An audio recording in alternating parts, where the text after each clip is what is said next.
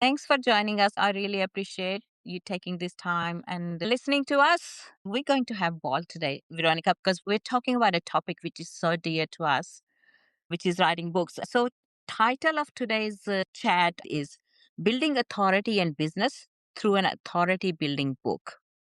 And we both have written books which have given us authority. I can speak for myself here.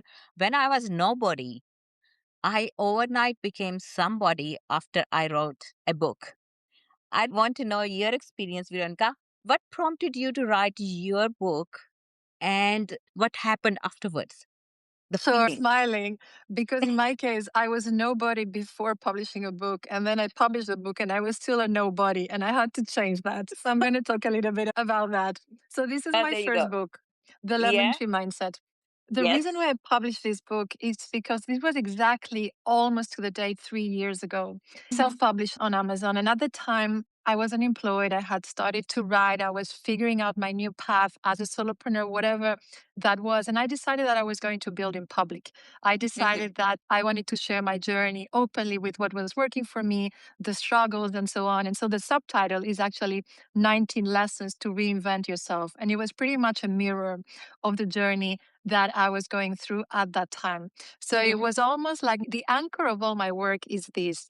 For those of you who don't know me, I'm Veronica Llorca-Smith, and my publication on Substack actually has the same name. Many people think that I first launched the publication and then wrote a book with the same name. It was the opposite. And Mm. going back to I was a nobody before and I was a nobody after, that was the issue. I self published this book, no one bought it. And I was like, oh man, what am I going to do that? And so that's how I decided that I needed to find readers because as authors, readers are not going to find us, at least at the beginning.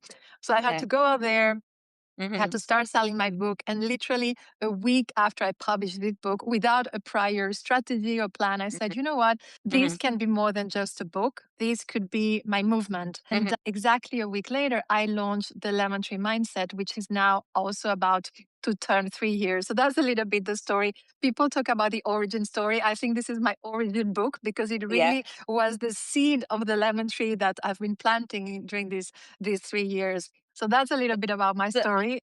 so this book was the seed, and your publication is the tree which came out of it.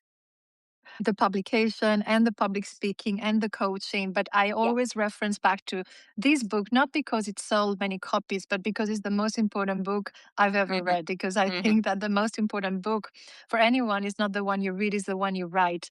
And Yeah. that's why I really encourage people. And that's why we're having this talk today on having this book Mm. that can really be much more than just a transactional book. It can be the seed of your business. It can really Mhm. start to create a movement. So that's from me, but I think we'd love to hear from you as well, Neera, and your first book. Yeah, so I got to show you my first book as well. So this is how to write and publish an ebook in 1 week. And like you, I wrote my book in public. I was writing on Medium for about 3 years when I came up with this book idea, or rather, I was forced to write it by a voice telling me in my head, write that damn book and write it fast.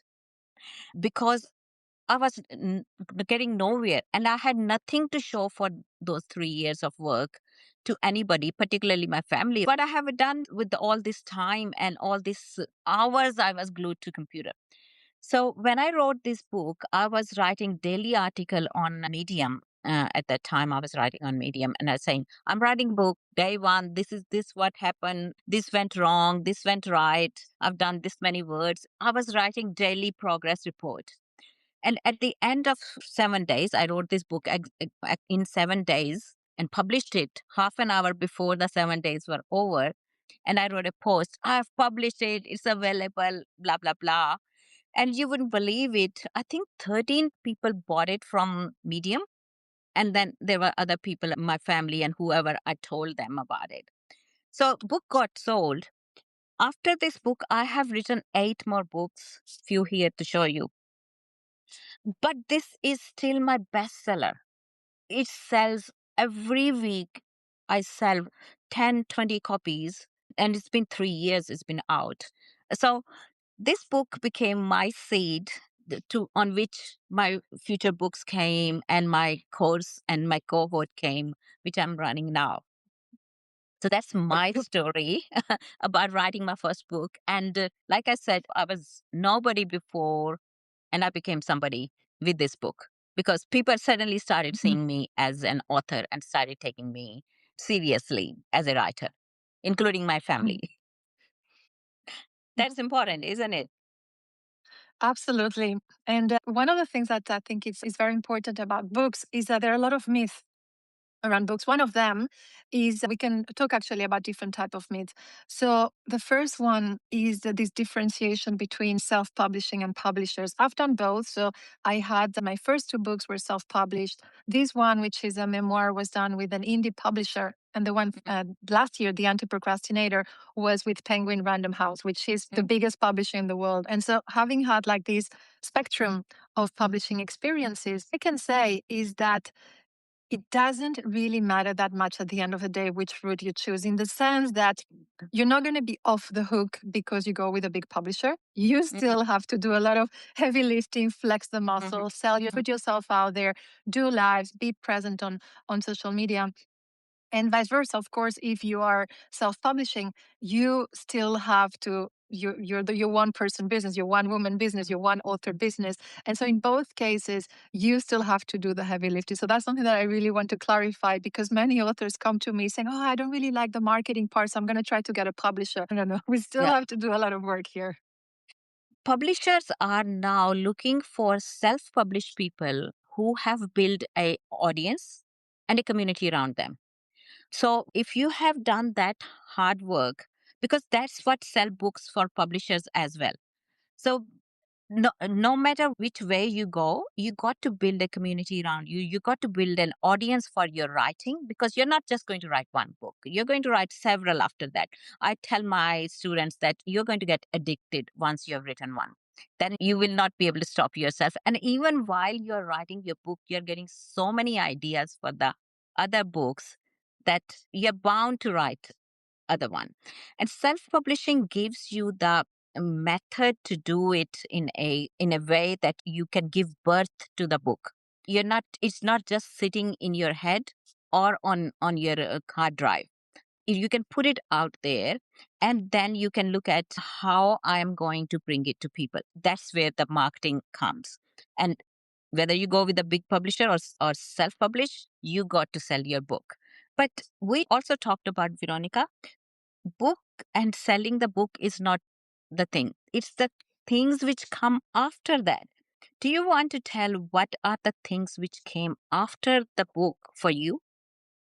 Yes, absolutely. And again, about myths, many people think, okay, I'm going to publish a book and then it might do well and sell a lot of copies, or it might not do well, and only focusing on book sales or royalties. And the reality is that there's so many other channels and possibilities and avenues that a book can open. So I'm going to talk about some of them, and these are based on my experience. I know that there are many more. So first, as I was saying before, from this book came my publication, The Lemon Tree Mindset, because I realized that when I was talking about reinventing yourself, leaving the corporate world, there was meats there. There were lemons for days, for years, not just one book. And so that single idea, that anchor idea that you have, that movement can actually become an entire publication. And so now for 3 years, I've been talking about the same topic, which is how you reinvent yourself, how you turn your creativity into your lifestyle. So that has been one, creating like this movement. And many people in my community, they know me, yeah, Veronica and the lemons.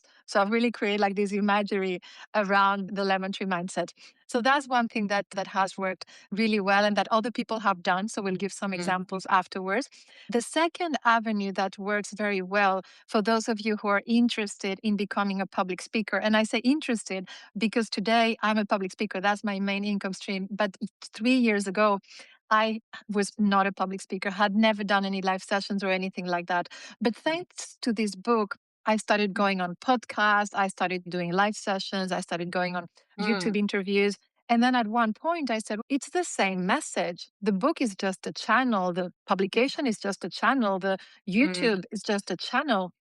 So I started to talk to turn my books, not only the Lemon Tree Mindset, all my books into talks and webinars that I now sell to corporate organizations. And so, another example from The Anti Procrastinator, which was initially just a book, I started to create workshops because there's a lot of interest in anti procrastination, both in the consumer space, but also in the corporate space when you tie it to productivity, time management, how to optimize your workflows, and so on. And so, from your book, of course, depending on what the topic is, you can find new opportunities to turn them into new business opportunities, new income streams, new offers that you have both for corporate and for consumers. So, for those of you who are interested in public speaking, get in touch with me. We can talk about that. That's amazing. That's amazing. So there is three things you mentioned there. So your publication, your Substack publication, and your speaking or keynote speaking, and your books royalties and all that. That's the three ways you have monetized. Have I missed anything, or they are the main three? So there are more. Like last year, for example, I also turned the lemon tree into a cohort and I called it the lemon tree cohort. And I Mm, had, it was a small group. It was five of us. Some of them were mhm, Magdalena Panurska, Margaret was there as well. And it was a lovely group. And mm, again, it came from that same seed of the lemon tree mindset, how mm, you're going to turn your creativity into your lifestyle. So now we also have these as a group coaching. So I mhm, think the sky is the limit, to be honest. And I probably monetize in a mm. couple of different ways, but these are the first ones that come to mind. Yeah, I have a cohort as well. I run a course as well as cohort, live cohort, where I help other Substack writers to write their book, which they can turn it into a business. Also, for like you, I have different streams of income from the same idea of helping people to write their books, because I wrote my first book and that knowledge is so valuable. I had no idea at that point that so many people want to do it. So many people are wanting to write book but feel intimidated by the process. And my book helps them simplify it to the extent that they can bring their book to life in 30 days. So that's my promise to them, that I'll help you write your book in 30 days, first draft in 30 days. And then it's up to them how long they want to take to polish it and publish it. In that cohort, I give examples to people. There are 7 streams of income you can generate from your book. So you talked about some. So there is courses and cohorts. You can do that. Then you can do coaching, one-on-one coaching. You can go do the consulting to different firms. So your keynote speaking could be a form of consulting. Keynote speaking is another one. That's number 4. Then we're talking about do it them or do it for them. So whatever your niche is, you can help people do it, and that's a high ticket offers, or you do it for them. So for example, there are ghostwriters who write books for you and they charge for premium amount. The last one is your intellectual property. And the prime example I can give on that is Mary Kondo. Do you know Mary Kondo has built an empire based on her book, Tidying Up, Organizing was her first book. And she run courses where she trains people who can go and run courses and even provide services for other. So she has got her IP, which she's giving to other, her intellectual property, her way of organizing things. So that's what I tell people, that once you have written your book, and I call it authority building book, you write your book in such a way that you have a framework in there, a way of your way of doing things, which then you can teach people as a coaching, as a course, as a cohort, or sell it as an IP, or speak as a keynote speaker. Then there is definitely sky is the limit. Do you have an example of someone who has done? I know quite a few, but I would like to hear your examples. Anybody else has done it? Yeah, so in my community, for example, one of my founding members, his name is, I hope I pronounced this correct, Peter Mukherjee. Oh, He yeah. wrote a book that is called A Few Wise Words. I actually have it. I just purchased, so it's on my to read Mm-hmm. list. And it's amazing the concept behind this book. So he gathered, I think it was 22 very high profile individuals and wrote a Mm-hmm. chapter about each one of them. Mm-hmm. They range from Olympians to famous entrepreneurs to people who Mhm. have had the Sir title and all of these, a very across a variety of fields and so on. And each Mhm. of them gave a few wise words. That's where the Mhm. name comes from, which is great. His book is Mhm. doing incredibly well on Amazon. I'm not affiliated, but I'd love for you to check it out. A few wise Mhm. words. Then he Mhm. decided to launch his Substack publication with the same name. And so Mhm. what he's doing is simply giving a different body, a different format to the same idea, to those same voices. So he's having different chapters where he introduces the guest, he shares what those few wise words Mhm. are, and then he turns it into actionable tips and frameworks and so on that people can implement. And now the next step for him, now Mhm. he has the book, he has Mhm. the publication, he's also creating a podcast Mhm. channel where he's sharing all of that. And so from a book, it's Yeah. becoming this ecosystem where he has different platforms, different channels, and is growing from that, from the few wise words. Wow, that's a brilliant idea. So he actually didn't even have to have his own methodology or a framework. He just 22 people, did you say? 20, and got their advice or got their wise words and turned it into a full machinery in which he can forever probably uh, keep interviewing people and coming up with the new material for his publication as well as his other streams of income he will generate from that. That's so brilliant. When people think of writing a book, they think of, oh, I'll write my memoir or I'll write about something else. But there are so many different ways of thinking about book. I want to mention another person I learned about just today. Her name is Karen Selmanes Selmasohan. I'm sorry, I'm not pronouncing it correctly, but she has written a book, To Die for Life. And this is her philosophy. So she's saying that to live your life, you got to want it so much that you die for it. So she's using the words that way. And she has got a Substack with the same name, like Peter Mukherjee.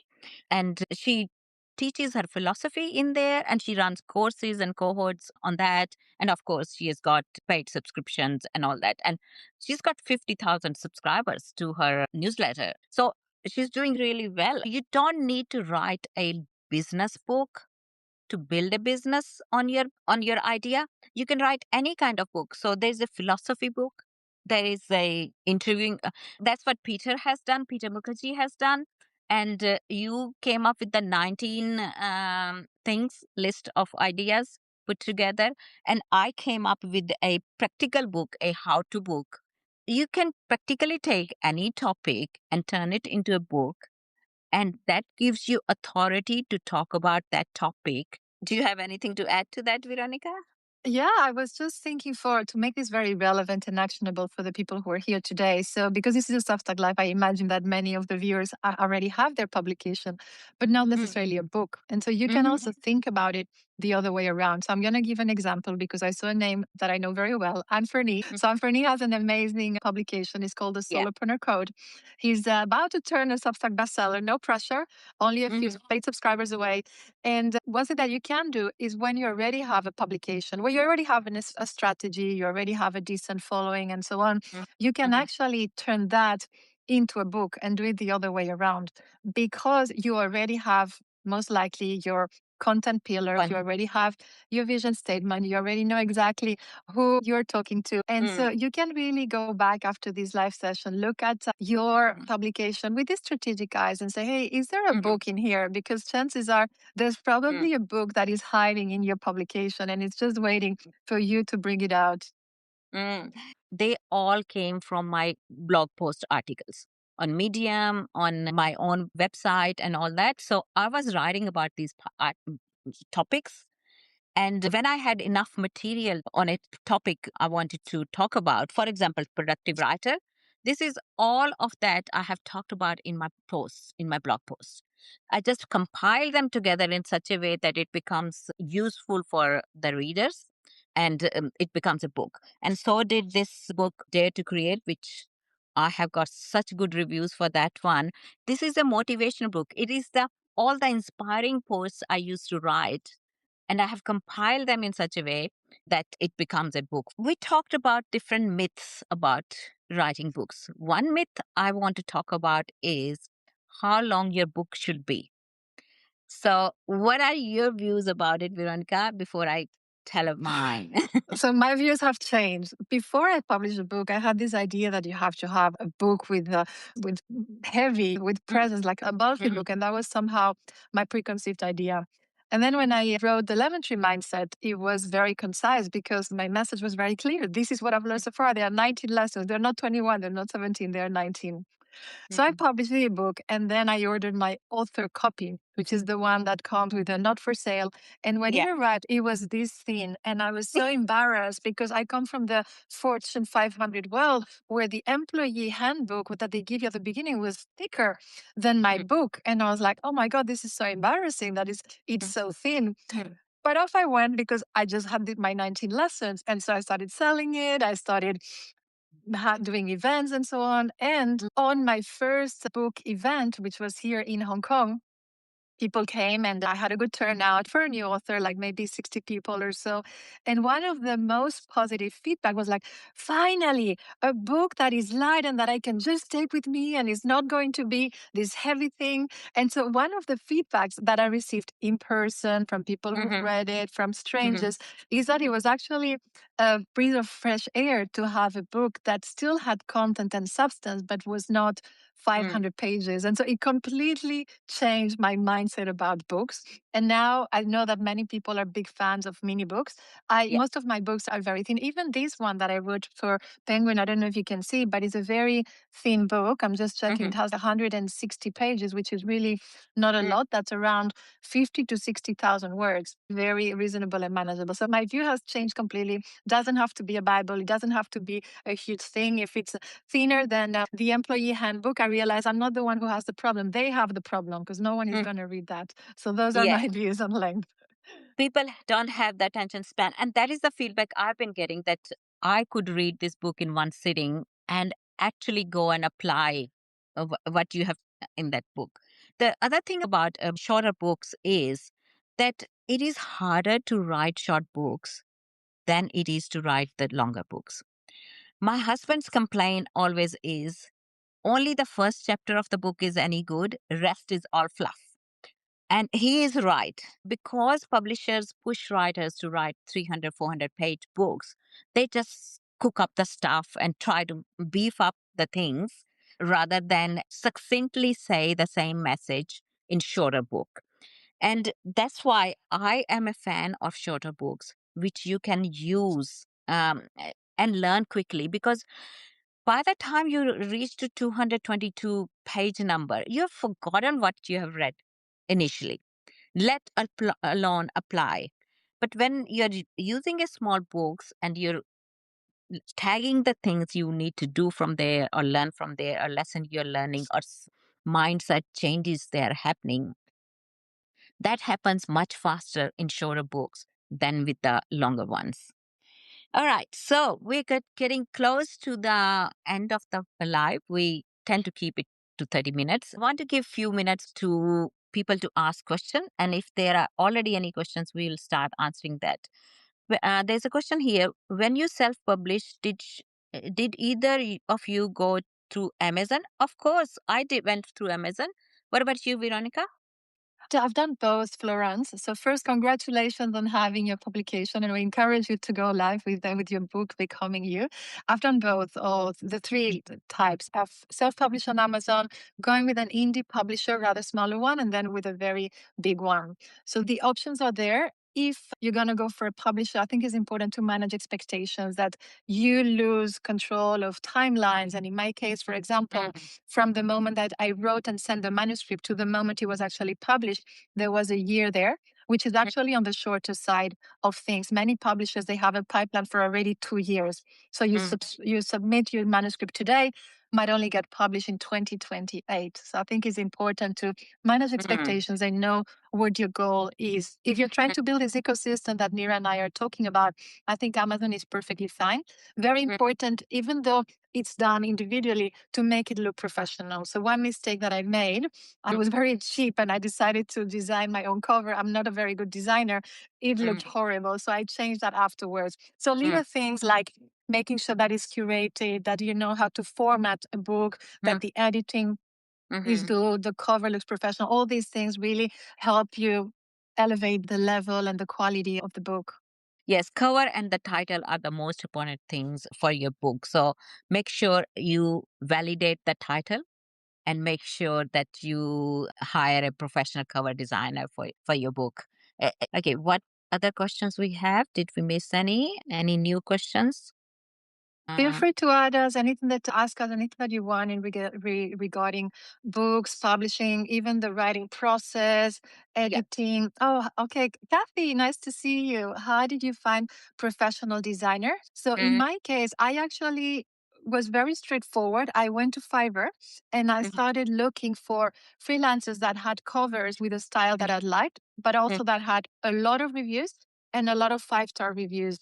So that is the first step. What I do recommend, and it was also my mistake, I expected them to come with a creative direction of my book. That's not mm, what a uh, designer on Fiverr is going to do, at least from my experience. Once you give them a very specific brief, this is what I want, this is what I'm going after, this is the image, these are the patterns, really give them as much information as they can so that their job is really to execute your vision, but you are the creative director and they're the executor. That was my yeah. experience. Yeah, one of the advice I give to my students is that go to Amazon and look for the books of your genre, how their covers are. You will get ideas from there. So, for example, if it is a sort of a cover is soft pink and writing is not so bold that it is off putting, so you look for things like that, and you can pick few books and you can give it as example to work from to your designer. That makes their job much easier.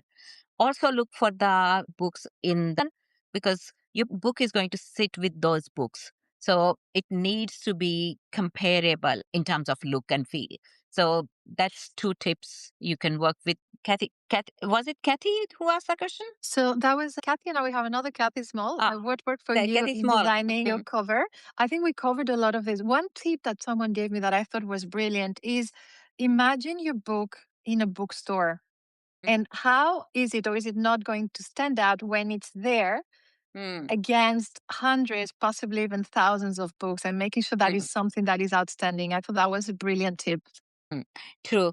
So, one thing I do is I always, when I'm deciding a cover, I actually put it, let them choose, and not why did you have picked up this, what resonated with you with this one. And people come up with amazing things you haven't even thought about. Ruby has a question. She says, my question is how we edit proofreading, formatting our book by ourselves before publishing it. Okay, editing and proofreading and copywriting you can't do yourself. That's my advice, because you're so close to your work, you will miss the mistakes. You will not think the things a proofreader, a professional proofreader and copywriter will. So I always go to a professional copywriter and a professional proofreader. I used to have a person who used to do both things for me. He would do 3 runs on my books. Every time I will implement a change, he will read it again. But you can hire both copywriters and proofreaders from Fiverr, Upwork, or there are more expensive ones available. They have their own sites. Before we talk about other editing, what do you think about this proofreading and copywriting? Sure, I'm 100% with you, but also to be super transparent, it costs a lot of money. Like when you're looking at a manuscript that is maybe 60,000 words and plus, you're looking at least, and this is on the very, very low level, like 2,000 US dollars. This is bare minimum. And so one thing that could work, and this is to answer the question of how can I make it cheaper? Because of course, Mm, at the beginning, it's a mm, big investment. There's something that could work, and is having beta readers that can help you. This is more for the copywriting, meaning mm, you send it to 7 people who have committed. They're writers as well, they're authors, they want to support your work. mm, And in this small beta group, they can help you with especially the proofreading and the copy editing. So that can be a way to help. But when you're going more professional, I do think that is important to invest in an editor. In my case, for example, for this book, it was the first time that I invested in a coach. And I learned so much writing coach. I learned so much about editing. To me, it was just editing is one thing. She goes through the book and she's going to correct it. I learned about structural editing, which is how you identify gaps in the books or repetitions or parts that need more context. Then you go into the actual copy editing. Now it's not about the story anymore. It's really about the writing. Then let me give you an example from the feedback that she told me. Veronica, you use get all the time. Such an inelegant word. Try to find a more descriptive word. So things like this, that's really going deep into the editing and choosing the right word for the right sentence and the right point. And then you go into the proofreading, which is just that. You read your manuscript 100 times and you still find typos. Yes, yes, and that's the thing. You at some stage you have to let your book go because there is only so much you can do with it. And I still find mistakes in all my books whenever I read them again, or I'm always reconstructing sentences and saying this could have been said better this way. There is one more point I wanted to make. So about editing, there is 4 or 5 different kind of editing. Like you mentioned, there's a structural editing, and there is a people who help you structure your book. Then there is developmental editing, that they are the editor who actually help you construct your story in such a way that it engages the readers and it is the right way of developing it, because not everybody knows how to develop it into a book, and they are the kind who are most expensive. But copyright editors and proofreaders, sometimes you are able to find 1 cent per word editor who charges 1 cent, but it can go up to 2 cents or 3 cents a word. So your 50,000 words book will cost you somewhere from $500 to $1,500. So my books are about 20,000 words, so I pay $200 for those. Proofreaders are little less than a copy editor because now their job is only to look for mistakes after it has been copy edited. So they are less than copy editors. But the structural editors and the developmental editors, they charge in sense of 4,000, 5,000, 15,000, 20,000. They can charge any amount depending on what kind of book it is and how experienced they are and how desperate you want them, because they work with you for 6 months or so. We have gone much over. Is there any other question, Veronica? I think we had a last one that was asking about the length of the ebooks. So from Virander, how do you see writing ebooks of 40, 60 pages or 200 pages books? I think we've talked a lot about length and so on. I think it's totally fine to have longer books as well. The book, it needs to be as long as the message is conveyed. I do think that for longer books, what works really well in this world where we are all so short of time and there's so much saturation is have a clear skeleton. I think when you have a clear skeleton, even if it's 200 pages, then you really know where you're taking your reader. So maybe is the 20 lessons about solopreneurship, and inside each of them, you're very clear on what you're trying to to convey and that message. I think that the key thing to avoid is just, as we were saying before, the fluff. Very often we're just sending so much information. And I love this quote from a famous writer, I can't remember the name now, that says, "Oh, sorry for this long letter. I didn't have the time to make it Time. short." Yes. Love it. Yes. Writing short is always harder. So if you are writing shorter books, keep that in mind that you're working harder than those who didn't get time to make it shorter. Okay. So I think we should finish. We are almost 10 minutes over. But I really enjoyed to you about this, Veronica. We both are so passionate. I think we both can't wipe the smile off our faces all through this presentation. I'm going to send this live as a written format as well. We'll both publish it on our site, so you can go back and listen to us again or read the notes from there. Any last words, Veronica? No, thank you so much for joining everyone. And you know where to find us. I'm at the Lemon Tree Mindset and hope we'll make some great lemonade together. Okay, there you go. I love your lemons quote every time you say that. It's so beautiful. Thank you. Bye.